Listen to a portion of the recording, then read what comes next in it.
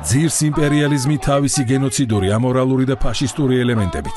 სახელმწიფო ტერორიზმის ეს აქტი, რომელიც ახლა ვენესუელაში მოხდა, სხვა არაფერია თუ არა საერთაშორისო სამართლის თავხედური დარღვევა. ეს სამხედრო აგრესია მშვიდობიანი ქვეყნის მიმართ, რომელიც არანაირ საფრთხეს არ წარმოადგენდა შეერთებული შტატების წინააღმდეგ. ამ ქვეყნის ლეგიტიმური პრეზიდენტის მოტაცება უკანონოა, განსაკუთრებით იმის გათვალისწინებით, რომ ის ხალხმა აირჩია. დუმილი ახლა დაუშვებელია, ისევე როგორც ამ ტერორისტულ აქტთან შეგუება. ამერიკის მიერ ჩადენილი ეს დანაშაული კაცობრიობის წინააღმდეგ მხოლოდ და მხოლოდ სიონისტი ებრაელების მიერ ჩადენილ დანაშაულებს შეგვიძლია შევადაროთ ღაზას სექტორში. იმპერიალისტური მიდრეკილებების ყველაზე ბნელი განზრახვა ვენესუელის ნავთობის, მიწისა და რესურსების დაუფლებას ითვალისწინებს. არა იმპერიალისტებო, ეს თქვენი უკანა ეზო არ არის, არც სადავო ტერიტორიაა. ჩვენ არასდროს მივიღებთ და არასდროს ვცნობთ მონროს დოქტრინას. არასდროს მივიღებთ ახალ მეფეებსა და იმპერატორებს. ვენესუელისთვის და რა თქმა უნდა კუბისთვისაც ჩვენ მზად ვართ საკუთარი სისხლი დავღვაროთ, საკუთარი სიცოცხლე დავთმოთ. ჩვენ მათ აგრესიისთვის ძალიან მაღალ ფასს გადავახტევინებთ. უკვე აღარ არის რბილი ზომების გატარების დრო. ახლა დროა ჩვენი პოზიცია მკაცრად დავიცვათ და ფაშიზმსა და იმპერიულ ბარბაროსობას დაუპირისპირდეთ.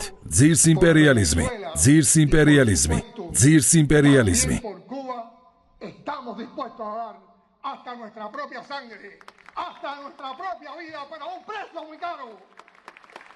No son tiempos de medias tintas, son tiempos de definiciones y de tomar partido frente al fascismo y la barbarie imperial. ¡Abajo el imperialismo! ¡Abajo el imperialismo! ¡Abajo el imperialismo! გამოიწერე და გაიგე ამბები ლიბერალური ცენზურის გარეშე.